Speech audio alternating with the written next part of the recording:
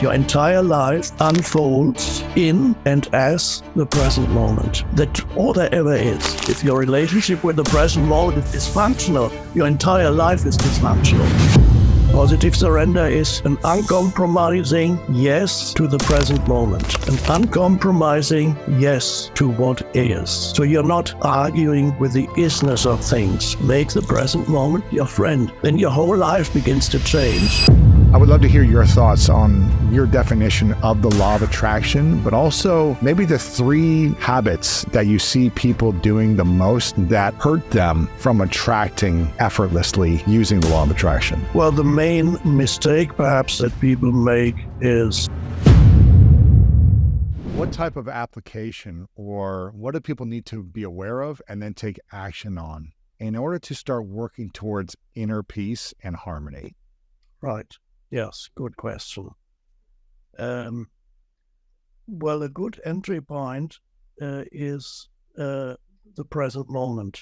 That's the present moment is I sometimes call it the portal into that state of consciousness that we call presence or awareness. Now, the egoic mind, as I call it, the egoic mind is not really interested in the present moment, and it usually tries to obscure the present moment. It's interested in some other imagined moment, but not the past, the future, worry, doubt. Yeah. Yes, it ignores the present moment, but the first realization is the absolute importance of the present moment in your life. It's the foundation for everything. And your relationship to the present moment determines how the future evolves, what we call future, which, by the way, never arrives, because when it arrives, it's again the present moment. Yes. So the realization that all you ever have, all that you can ever experience is intrinsically linked with the present moment. It's inseparable from the present moment. Your entire life unfolds in and as the present moment. That's all there ever is. The past, when the past happened, it was the present moment. It couldn't happen anywhere else. And when you remember the past, you remember it in the present moment. Right. The future, when the future comes, when tomorrow comes, it won't be tomorrow anymore. It will be the now. There was a British pub in London I lived in London for many years. They had a sign on the bar that says "Free beer tomorrow." And of course, tomorrow never comes. So the sign is always true.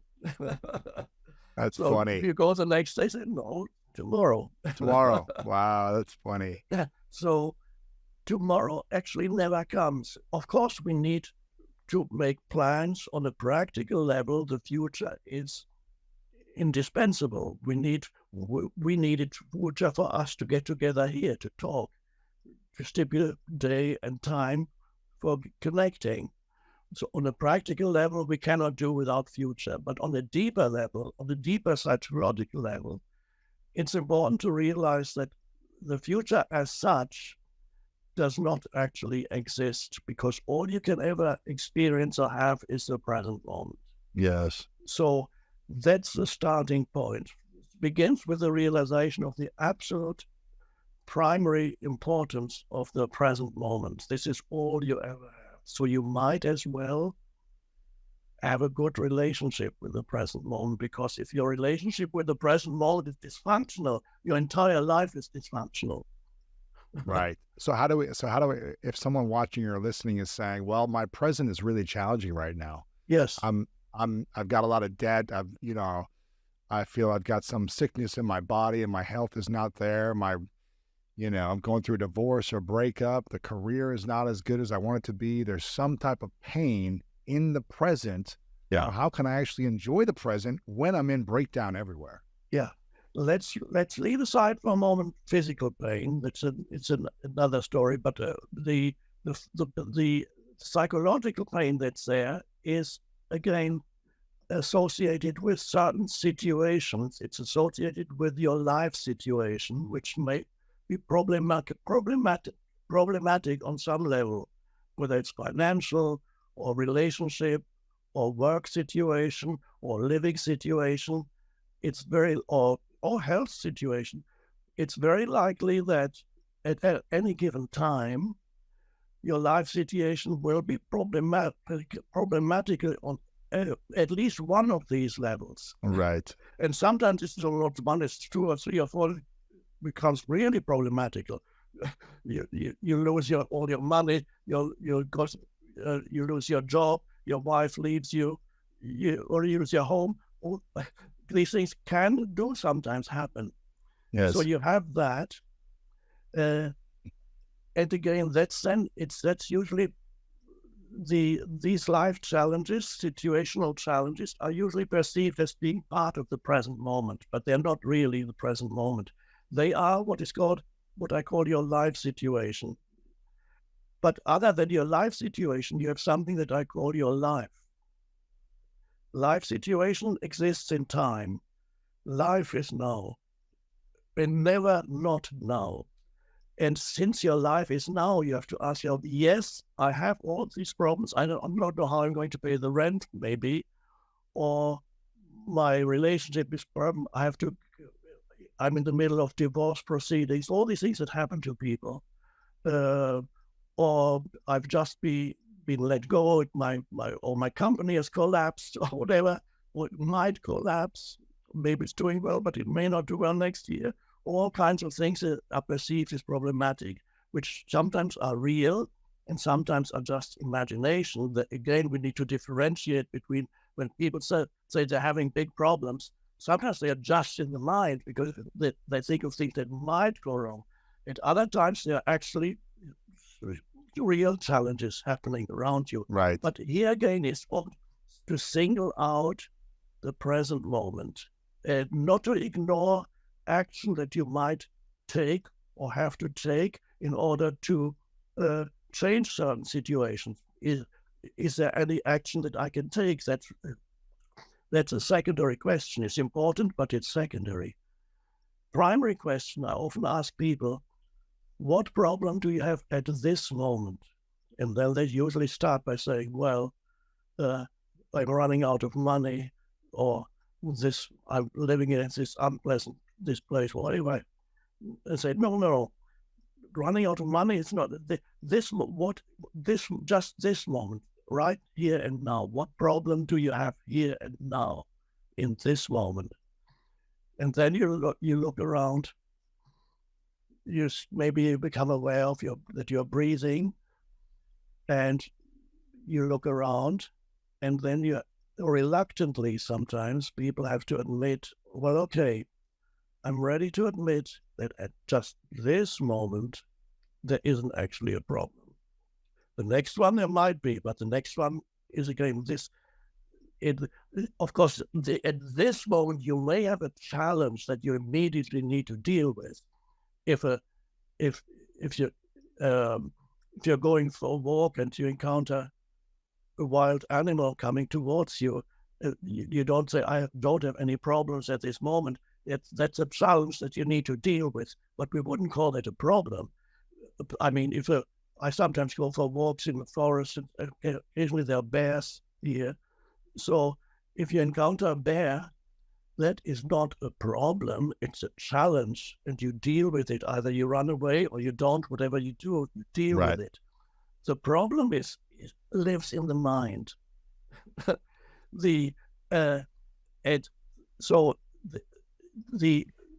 To get out of that is to give much more attention to the present moment and realize that in the present moment, the problem cannot survive. Say that one more time, in the present moment? Any problem you have cannot survive in the present moment. Because problem is a burden that you carry in your mind, your mental emotional field. That's what a problem is. The rest is situations and circumstances. Either you leave them alone if there's nothing you can do, or you take some action. but they're not a problem. Either you act or you don't act. And if you don't act, you take your attention into the present moment and see that it's actually okay. Right. And I often get correspondence from people in prison. They're in prison, and through my foundation, we are sending thousands of books to prisons and for prisoners to read. I often get communication. People realize that in their prison cell, they realize that actually I have no problem. In other words, they come to a complete alignment with the present moment. There's no longer an entity that says this should not be happening, because that's where the suffering arises. And of course, prison is a situation where you probably can't take much action, where you can try to escape, but you probably won't succeed. Right. You've got to accept and surrender. Yes.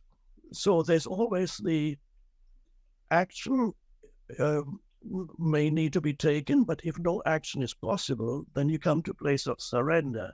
But it's positive surrender, not negative surrender. Positive surrender is an uncompromising yes to the present moment, an uncompromising yes to what is. That is a place of great inner power that arises with, yes, this is what is. That's the starting point. So you're not arguing with the isness of things, because that's insane. You cannot argue with what is. And that this constant arguing with what is, this actually amplifies the ego, the egoic consciousness. The ego loves to argue with what is. It needs to. It loves enemies. And the ego makes the present moment into an enemy. All right. Can you see how insane that is? To make the present moment into your enemy, because that's all you ever have. That means you make your whole life into an enemy, because your whole life is the present moment. Right. So I sometimes say, make the present moment your friend, not your enemy. Make the present moment your friend. Then your whole life begins to change. Because what we call future is just an extension of your state of consciousness in the present moment.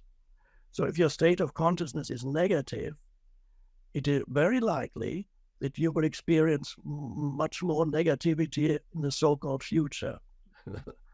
Right. If the present moment, if you're in the present moment, you're in a place of acceptance, of positive acceptance, then it's very likely that the so-called future.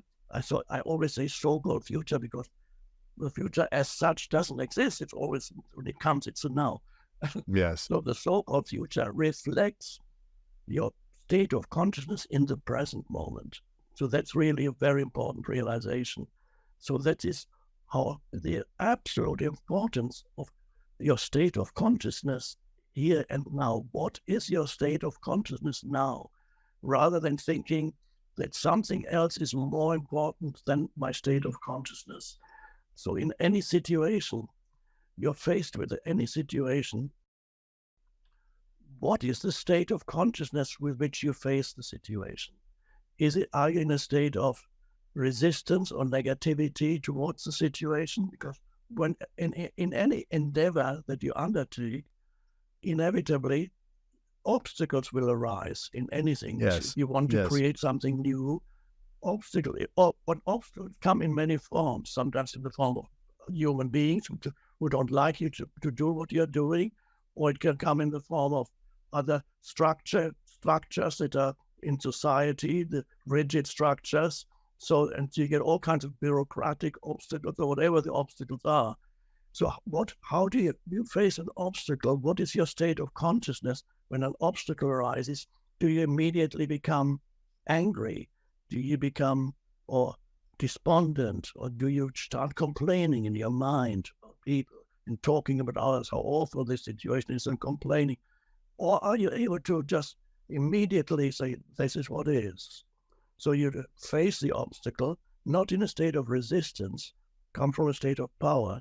This is what is. And then when you're in that state of presence, very often a right action arises spontaneously. Then you find yourself doing the right thing because you're not making the situation into an enemy. And this is very important. If you want to achieve great things, and a huge obstacle for people is to start complaining and building up stress when things go wrong. In other words, things shouldn't be happening. So they become negative. They become unpleasant. They become unpleasant to people, colleagues and people they work with. And a lot of negative energy can build up in a company and so on. And that is not some of the most effective people in this world. There are perhaps a few. They don't work with negativity. They work immediately with a positive attitude. They don't make the present moment into an enemy. They might never have heard any spiritual teaching, so perhaps that is some kind of innate wisdom that they have, or maybe they've learned this lesson in a past lifetime. Who knows? So the important is always start with the present moment, and again, what problem do I have now? Is there a problem here and now, just this moment? Well, actually, no, not really. The problem isn't here. The problem is in the mind, but it's not here. That's a place of power, and then you become aligned with the power of now, the power of the present moment. So which is the power of consciousness itself, beyond the ego, far more powerful. The ego is only it's like the reflected light, that like the moon reflects the light of the sun, and the ego reflects the light of consciousness. It's not power. There's no power in ego itself. In the same way that there's no light in the moon. It's just reflected light. Wow. Yeah, that's powerful. This has been fascinating so far. I'm sure we could talk about, consciousness and suffering for hours, but I want to get to a few other concepts here. One of them being about the law of attraction, because you mentioned kind of synchronicities and serendipities and kind of this idea of when we align ourselves to consciousness and to more harmony thoughts, to more peaceful thoughts. In my experience, things just come, the right things that I'm intending, they happen very quickly and unexpectedly. I would love to hear your thoughts on your definition of the law of attraction, but also maybe the 3 habits that you see people doing the most that hurt them from attracting effortlessly using the law of attraction. Right. Well, the main mistake perhaps that people make is not coming from a place of fullness, but coming from a place of neediness, and putting too much attention on what is the undesirable conditions that they want to get rid of, but mentally almost continuously focusing on the undesirable condition, like not enough money, for example. That's just a problem for many people. So let's use money for the example then, the law of attraction with money. How could we attract more wealth or financial abundance in our life using the law of attraction? Yeah. Well, first of all is the acknowledgement of abundance that is already here and now. And not focusing on the lack of abundance that is here now, which you could find by thinking about it, but to actually focus on where is the abundance that I can find here and now, and that is all around you. It is in nature. When you look at the abundance of nature, the multiplicity of life forms, the wonder of nature, the abundance of even, or let's say you're in a city, you can look at, appreciate all the things that you see around you. You don't need to necessarily own it or buy it, just appreciate it. And so this first, the appreciation of the goodness of life that is always all around you. Even if you have no money, there's still the goodness of life is all around you. You see it all around you. The sunshine, I mean, the sun is the ultimate symbol of abundance because it gives energy of itself almost eternal. I mean, eventually the sun will die, but as far as we are concerned, it's virtually eternal. It pours out energy continuously, and this at some point we will realize that even on the level of energy, the universe is infinitely abundant. So we will no longer need things that we're using now, fossil fuels and those things. We have access to other forms of energy that are more helpful. So how can people let go of their frustration of really wanting something to happen now versus knowing when it's the right timing for it to come into the world? Right. So the difference is just simply belief. So you have to believe you have it already. So if I explain what my belief was like, my belief was a notch above believing it had already happened. Mine was knowing it had already happened. What's the difference between believing and knowing? Because knowing is the highest you can get. And it's actually knowing is beyond the mind, but you can manifest with believing too. So I didn't just believe this had happened. I absolutely knew it. Wow. And I knew it, and I knew what it was going to do. And how can I, it felt, I knew it so much that I felt like I had already lived the entire journey of making it and it coming out, and that I had such a great time that I was reliving it. But what I'm hearing you say is believing can really help you in a big way, but knowing is what unlocks manifestation into another level. Yeah, knowing it's just done. I mean, there have been times for everybody when they knew something, they absolutely knew something was going to happen before it happened. So let's say... And how do they know that? Yes. How did you know that? And you don't know how you knew it. It's like an intuition or a feeling or something, yeah, right? right. You knew it. Like somebody's having a baby and they don't know what sex it is, but you're like, oh, I know it's a girl. I absolutely know it's a girl. And everybody thinks you're just guessing like everybody else. No, you're like, I know it. I know it's a girl. Or there's a spinning wheel and you all of a sudden you're like, I know it's going to be number 11. I know it. And it's number 11. But you knew it. You absolutely knew it. How does that happen? Yeah, because it's above the mind. Mm. It's above the mind.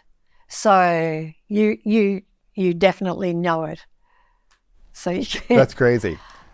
So you don't have to be at knowing to manifest. You just have to be at believing. And might I just say that you just have to be more believing than not believing. So that person who's not, they're waiting and it hasn't manifested and they're here and here, the difference is they're not believing it is done already. The moment they're believing more that it's done than it hasn't arrived, it'll manifest. How do we stay patient? And see, well, if you need patience, you're not believing it's manifested, right? Interesting. So can you give me... So you're done for right there. So give me an example. Give me an example, if there's an example in your life personally or something you've seen from a friend or someone who's read the book where they were like, man, I've been waiting for this to happen. It's been 10 years. I feel like it's supposed to happen. I'm believing it's happening, but I haven't got the thing that I've wanted yet, or it hasn't happened yet. It hasn't come to fruition yet. Right. Should I have more patience in manifesting? Should I expect it's already here now? What should I do? Okay. So I've definitely had some people do that. One in particular, she was wanting to have a baby and get pregnant. She had visualized getting pregnant. She had been doing affirmations. She'd been grateful that she was getting pregnant. And she's like, still, I'm not pregnant. Now, I think she'd even done IVF, and that hadn't worked. And so she'd tried sort lots of of given things. up. Yeah. And I just knew that for a woman who can't get pregnant, getting pregnant has a lot of resistance around it. Because when you've not been able to get pregnant, there's like real resistance around that getting pregnant.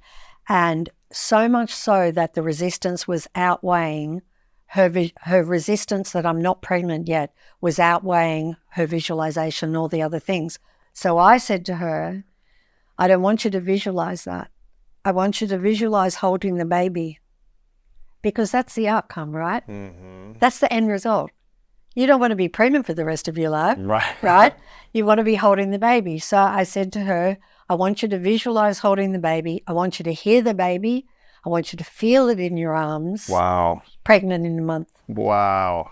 And I've done that with a lot of women. This is, even you saying that, I'm not a woman, but it's like imagining, a child coming into my life from my partner and hearing the baby, having the baby against my chest, being born, feeling the heartbeat of the child next to my heartbeat, having this beautiful moment. Like I'm already seeing the future happening now. Yeah. By experiencing that feeling, as opposed to like I'm feeling it. Oh, it's I know. going to You happen. better be You know what I mean? I know. You better be careful. You better be careful. I know, right? Do you want to have children now? I do at the right time. Yes. Okay, yes. at the right time. Yes. Yes. Okay. Yeah. But it's like when you feel that and you really imagine and experience that feeling, it's as if it's already happened. That's or right. It's happening. Yeah. And you're feeling it, and therefore you're allowing that to come to you, and you're allowing that as opposed to resisting it. Yeah. Where this person or friend of yours was like, I really want this, come here, but like it's not here yet. Because so many disappointments, you see. Women I know go through a lot who can't get pregnant. So there's just one disappointment after another, or maybe they got pregnant and then they miscarried. And somebody else, there are two Australian girls, volleyball players, and they were playing in the Olympic Games. And these girls were just so brilliant, so clever. They were not at all the favourites, far from the favourites. They were way down the chart. And what they did was they filled their entire apartment with gold awards. They got everything gold leading up to the Olympic Games, and they had gold everywhere. They bought all these awards everywhere, gold. Do you think anyone could have beaten them at the Olympic Games? Wow. No chance. Wow. The ball was going to bounce in the perfect way. They were going to be in the exact perfect position. You see, so when we talk about action, the kind of action that you have to do for when you have used the mind, that action's effortless. That's why writing The Secret Book was effortless. It's effortless. But if you go out into the world and you're like, make this happen, and you want to do all the action, you're going to struggle. It's going to be hard. You might get there eventually, but it's going to be harder than it could be. Yeah, and you'll get there eventually, but you only get there eventually because you think it gradually, bit by bit. That's the only reason you get there, because you had the thought, things are getting better. I'm starting to see successes coming. You're having these little thoughts along the way. That's the only reason you make it. You cannot do anything in the world without thought. Nothing. You show me one invention that's happened without thought. Right. You have to imagine it first. Right. You have to come up with it in your mind, and then you alchemize and create it in the world. Think it first, so for those girls, you see, they lived with that gold and saw themselves winning gold. And so I bet if you ask them, they would say winning that gold was effortless for them, that they just got the right breaks, that everything happened the right way for them, because it would. Wow. And sports people are so amazing at visualizing winning, right? And then it does look effortless for them because they are in the flow. Yeah. They're not working hard. They're working. They're effortlessly moving to their desired result, right? How do we navigate the ego when let's say when success comes our way? You know, whether these girls who win the gold medal, you know, an athlete, you selling millions of copies in the first year or months or whatever and getting all these opportunities. How do we navigate the ego from not consuming us, but success actually allowing us to multiply into greater success? Yeah. Really good question. Like, how did you navigate that? You certainly have to remain humble, you know, and humble and grateful. And I think we've all seen people that have had success and then just find themselves in the most awful drama of, you know, terrible situation where they made one mistake and just everything, you know, the whole world turned against them. So you have to remain humble. Otherwise, truly, you're in for a really rough ride. And you could visualize all the most wonderful things and you could, you know, achieve all of that and manifest all of that. But if you don't remain humble, because if you look at it anyway, you never did it on your own. Like, even if you just look at physically in the world, I mean, I knew we had the universe behind us. I felt it with every step that we took. But even I've got the most incredible team. I mean, we did intentions meetings at 11 o'clock every morning. And where we intended, and in those meetings, we were celebrating the secret having swept the world and having become a global phenomenon. That's what we did in those meetings. Before the book came out. Oh, yeah, but we danced and we celebrated that. That's what you've got to do. You had the feeling of joy and excitement and that gratitude. It was already done. Wow. Yeah. If you want to go traveling, if you want to see the world and you're like, I don't have any money, how will I ever go traveling? Straight away, law of attraction says, okay, done. You know, I don't have any money. But if you want to go traveling, get out your suitcase. This is the funniest thing you said, is because my fiance, Martha, she's Mexican and grew up in this Mexican traditions. And over the holidays, I don't know, this never happened to me growing up in America, but over the holidays, they would do this thing around Christmas and New Year's, her family, and I believe this is a Mexican tradition, but her family, they'll all get out suitcases during the holidays and say, where do you want to go next year? And then we leave the house with the suitcase and say, we're going to Japan. We walk out and we skip down the sidewalk with a suitcase, me and Martha did, and then each family member does this and tells the experience of where they went. I'm going here, and this is where it's going to feel like in the experience, and it's this joy and excitement talking about the trip. And we take the suitcase out the door, and then we come back, and we tell the experience. And we said this last year, Japan. And now I believe we literally just booked our trip to Japan, happening in like a month. Oh, so I was going to say, you are going to Japan. Yeah, it's happening. No, it's happening. Yeah. We've already booked it. Wow. But even though I didn't know when or how at the end of last year, we set an intention. You did. We celebrated it. We talked about it. And we allowed the universe to open up to see, when is this possible? How is this possible? What are we going to be doing, right? And things are coming to us. Yeah.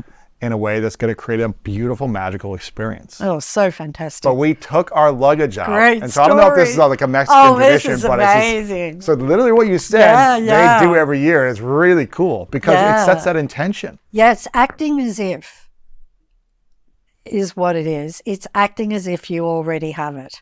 Like, I remember there was this lady who wanted to be in the audience on the Oprah show when I was going to be on there. And the audience was completely full. It was booked out. But what she did was she got her suitcase out and she got a flight to Chicago. I mean, this is somebody really, really game. And she gets a call, a message on her phone when she lands in Chicago to say, come to the studio, we've got a seat for you. Yeah. But she had already intended it and went She there. had to get a seat. This is fascinating. Because she really believed in you. So acting as if, like, I know I wrote this in one of my books, but there was this woman who wanted a horse. She couldn't afford to buy a horse. So she went and bought the bridle. And she put the bridle on her table in front of her and looked at that bridle every day. Is that the saddle? Is the bridle the saddle? bridle, What I is think the- it's the, I'm not a for really the, great for like horsey. the mouthpiece? Yeah, the straps that Gotcha. go around the head kind of thing, I think. And within a couple of weeks, she, through actually the most extraordinary set of circumstances, she got offered a horse. My goodness. Yeah, through someone, and she got offered a horse. But of course, she was acting as if she already had the horse. She bought the bridle. So, and I always say the universe abhors a vacuum. Say it again? The universe abhors a vacuum. So abhors is ABHORS, abhors. The universe dislikes a vacuum. The universe can't tolerate a vacuum. It has to fill it. So if you create a vacuum, which is why, like, for all the people who want to meet their perfect partner and you go to their house and their wardrobe is totally full and there's no room for their partner's clothes, right? And they sleep in the middle of the bed. Where does their partner sleep? Right? Right. So you've got to create a vacuum, and so you've got to sleep on that side of the bed so the partner sleeps there. You got to make room in the bathroom. Interesting. You need to make room in the closet. You've created a vacuum.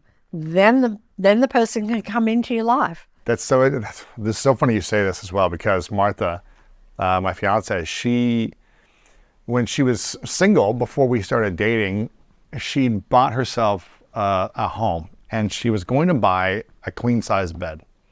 But her coach was like, well, are you trying to, what type of man are you trying to attract? And she was like, well, a king. I'm trying to attract my king in my life, right? Not saying that I'm a king or whatever, but like I'm trying to attract. And she was just saying, explain, what's he look like? Is he short? Is he tall? Is he, And she was like, nah, he's like 6'4", and he's an athlete, and he needs space, right? And her coach was like, well, you can't buy a queen or full size bed if you want to attract a bigger guy. You need space, like you said. You need to have a bigger. So for a number of months, she had this big king size bed, and she's tiny. She's like 5'2", right? So she was sleeping on this big bed. She's like, is this weird because I have this extra space? But she allowed room for me to be there as well. How amazing. And you hear this with your life is full of these stories, I know, this right? is funny. It's so good. And you hear a lot of, I'm assuming, mothers-to-be, they create rooms with a crib, and they have the room ready for that's like creating a vacuum, right? Right, it is. For the baby to then good arrive. Observation. Right? A lot of mothers do this, nesting or whatever it might be, right? Great observation. It's another example of okay, I'm struggling getting pregnant, but let me just intend and set the intention that there will be a child here. Yes. But I got to do it before it comes. Yes. And you know what people might say? Some people might say, oh, no, you might jinx it. Come on. Come on. Are you going to believe that thought? Yes. Don't believe that thought. Don't believe any thought that you don't deserve things. You deserve everything you want. Everybody deserves everything they want. And there's no shortage. Yes. How do we, this is a card you talk about with negative thoughts. How do we, when we want something, how do we learn to navigate the negative thoughts that come and go? Because not all of us, are going to be able to have perfect positive thoughts all day long, especially when there's challenge or breakdown or maybe some financial strain or pain, physical pain. Yeah. So how do we navigate negative thoughts based on what you've talked about? The secret really is to become more aware of what's going on in your mind. And you might, to begin with, just become aware of your feelings, and all of a sudden you're not feeling very good. And I promise you, if you're not feeling very good, it's because you've had a whole lot of negative thoughts that you've been giving your attention to. And that's why you don't feel very good. And so you need to become more aware. And so I just had somebody yesterday say to me that they spiraled downward in a particular situation, and then they kind of came out of it and they were like, why did I do that? Why did I let all of those thoughts get me down like that? And I said to her, but you know what? What you did is amazing because you saw it. Even if you went down with it, you still saw it. You came out of it and you're like, look what happened. That was all negative thoughts. So But you caught it. You were aware of it. You caught it. And so for me, like really early on, I would only realize a couple of days later but the more that you do it, the faster that you catch it.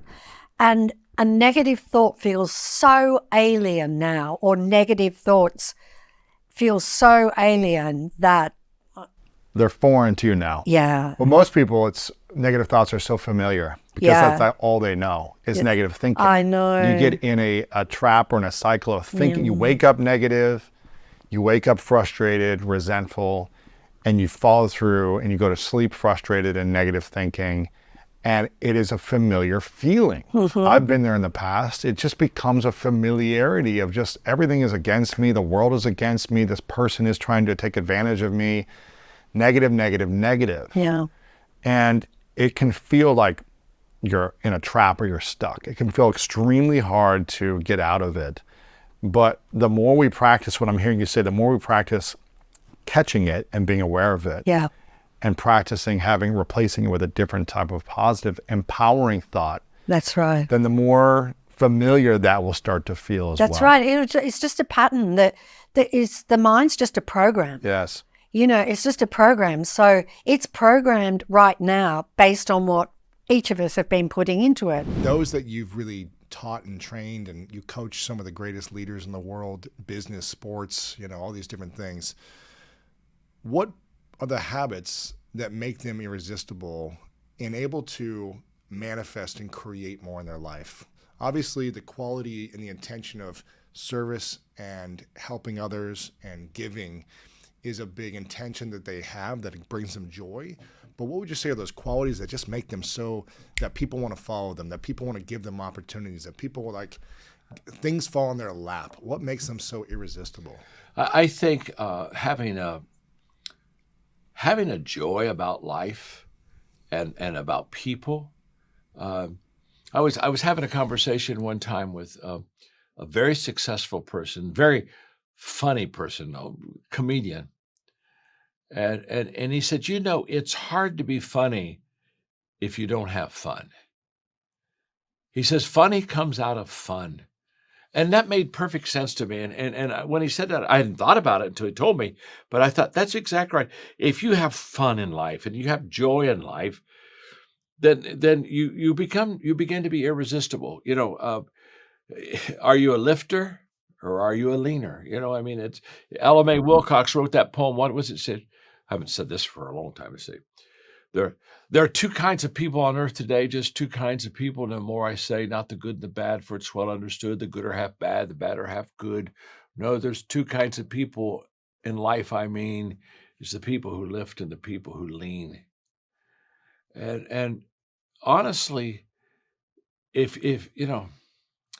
you are a plus in people's lives, they want to be around you. Yes. How do you teach relationships? I'm either a plus in people's lives or I'm a minus in people's lives. I'm either adding joy to them and intentionally being kind and things, or else I'm. Some people are they get up and they say, "Who's going to make my day today?" Robert Louis Stevens said, I love this quote. He said, "I consider the success of my day based on the seeds I sow, not the harvest I reap." And what he understood was if you're just constantly sowing seeds, the harvest is automatic. My gosh. I'm reaping a huge harvest today and I'm looking at it. In fact, it's embarrassing to me. And I look at it and I think, how did this all happen? Well, I know how it happened. I've sown seeds all my life. And so, if I decide to be a plus for you, you're going to want me to be around you. And if I decide that I'm going to be a minus and I'm going to expect you every day to quote make my day, I'm going to drag on you. And there's nothing contagious about a selfish person. There really isn't. But there's something very contagious about a, a happy, joyful, giving individual who really loves to add value to others. So I mean, I think, I think, by the way, I think people. Dan Ryland, who was on my staff one time, gave me a great definition of charisma. He said, "It's not a personality. People with charisma, their interest is in other people, and people that lack charisma, their interest is in themselves." And I think that's very true. I think we sometimes assign things to personality instead of intentionality, and I think any person that wants to, they can immediately make a change there. They can say, "Look, I'm going to change my behavior here. I'm going to serve and add value to people and quit being such a drag in people's life." Yeah. But I think people that are minus, Lewis, I don't think most of them know it. I don't think they realize it. I certainly don't think that they're intentional. They can't be intentional. Surely people don't get up and just say, "I want to screw somebody's day up." I mean, right. I want. It's more unconscious, yeah. Yeah, I think, but I think if you are a plus in people's lives, I think it's very conscious, because I don't think it's natural. I think it's natural for us to be selfish. So if I'm going to sow seed and give and serve, I think I go against what's natural, and so therefore successful people develop habits that may not be natural, but are greatly beneficial. It's interesting. I'll share a quick story with you to add to this, because when I being in Central Ohio, I lived in Columbus, Ohio. After I was playing arena football, I went to pursue the NFL. I played arena ball, got injured, broke my wrist, and then I was sleeping on my sister's couch for a year and a half, thinking, what am I going to do with my life? I have no skills. I didn't graduate college. I barely passed to stay in college. It was all just to go try to live this dream of being a professional athlete. That's it. Just focus on sports and girls. And that was pretty much it. There you go. And when I got injured, I realized, I can't go play ball anymore. What am I going to do now? I'm 24. In my mind, I'm thinking I have no skills for a career. It was 2007, 2008, that time frame when the economy crashed and people with masters weren't getting jobs, and it was just challenging. So I was like, how am I going to do something with my life? I ended up reaching out to as many people on LinkedIn in Columbus that were executive CEOs that I could to learn about their stories. I never asked for advice. I never said, "Can you give me a job? Can you help me?" Sure. I just said, "I want to learn how you became successful. It's inspiring what you've created." I started hosting these networking events and going to events as well in Columbus and then around the country. And as I would go to these events, all I would do is ask people questions about their success, about their challenges they overcame, and I would never say anything about myself. And people at the end of the conversation would always be like, "Man, you're like the most interesting person here. Thank you so much for asking me these questions." And I didn't say anything about me. I just asked, and sometimes asking questions can be the greatest gift you give someone than trying to be this personality and interesting and say stuff about you. So I went into it not knowing what to do, not thinking I had value, but just opening someone's heart and mind to their life story is such a gift as well. Oh, that's beautiful. It's what I love about your story is the fact that you weren't even intentional. You were just trying to learn yourself about success. Yeah. But because you were talking about them and asking questions about them, that goes back to that charisma definition, that it was all about them, and all of a sudden you realize this was making you the most popular guy at the party. Right. Yeah, And I'd always ask them, like, "What's your biggest challenge right now?" And they say, "Well, I'm looking for someone to help me with a website design. I'm looking for an engineer. I'm looking for a salesperson." And since I'd been connecting with so many different types of people, I was like, I know the right person for you. And I would call them and I put them on the phone with them right there. I was like, "Here, just you guys connect, and hopefully it helps both of you." And I became a connector of opportunities, because I was like, I don't have the skill. I can't do this for you, but I know someone that could. Of course. And that became a valuable, asset and gift that I could give people. But I didn't know what I was going to do. And that curiosity and trying to add as much value as possible really gave me a lot in return over the long term. I was planting seeds, as you were saying, Yeah. all those conversations, and that helped me in the long run. So, And look where you are now. I mean, look where you are, and look how you got there. In fact, when I hear your story, which is just incredible, I talk to people all the time, and I say, don't go to the next job, grow to the next job. Because if you grow to it, it's natural. So you started asking questions and start your job training right there for what you do. yeah. And it was a natural evolution, and you grew to where you are today. I mean, you didn't sit on your sister's couch and say, I'm going to go be this incredible talk show Right. host and personality. No, I'm just going to go talk to people. And so it was natural. So when you grow to where you go, it feels comfortable to you.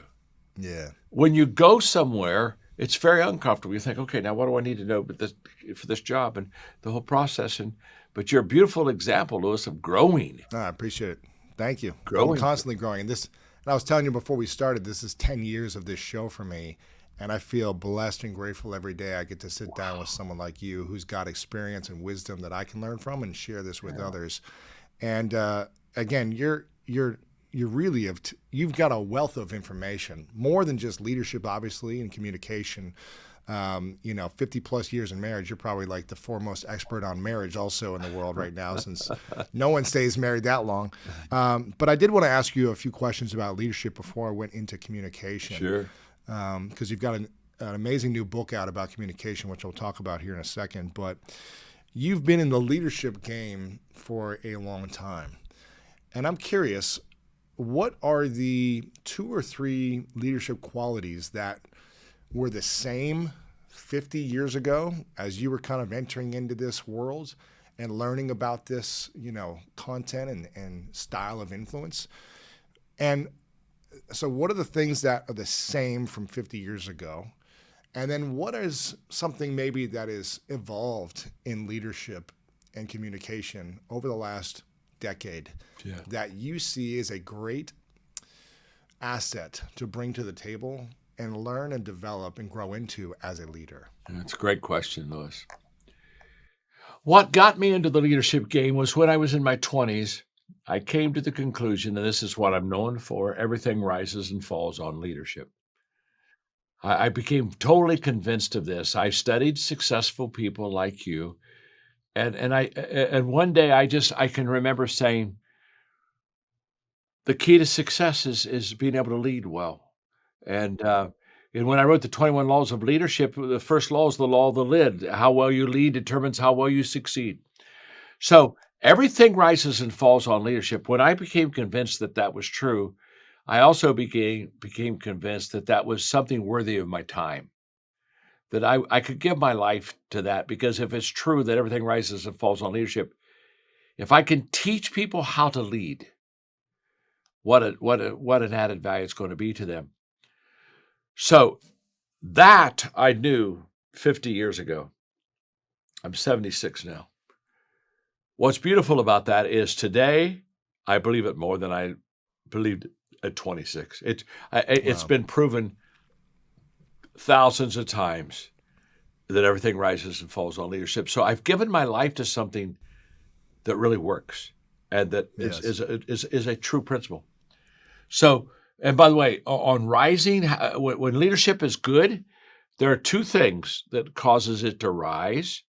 And there are 2 things that causes it to fall. This is very simple. What causes leadership to rise is good leadership skills and good values. And you have to have both of them. You can't substitute one for the other. I know you have very good leadership skills, but they have very poor values. And what happens is if you have good leadership skills, but you don't have good values, you'll manipulate people, and you'll be unfair to people. It's not right to manipulate people. So what are 2 or 3 skills and values that you've seen have proven the test of time of all types of leadership in all industries and avenues of life? Well, one of the leadership skills that is so essential is a soft skill, but it's foundational for leadership, and that is good relationships. People won't go along with you if they can't get along with you. Ooh. So you have to really. In fact, I tell leaders all the time: quit leading. When you stop loving people, stop leading people, because it's not going to work if that makes sense to you. And so that's huge, and that's one of the things that we talk a lot about. The skill of the ability to cast vision. To cast a vision, is that what you To said? cast a vision. See, a lot of people can see something, but they can't cast it to make it contagious. And so, How do you cast the vision to make it contagious? well, it has to be contagious with you. And then secondly, you have to understand that you need others to accomplish it. So that's what causes you to cast it. See, so there are a lot of people that are successful, but they're not leaders. They have a vision for themselves. They have a vision for their entrepreneurial. Perhaps they have a vision for their business.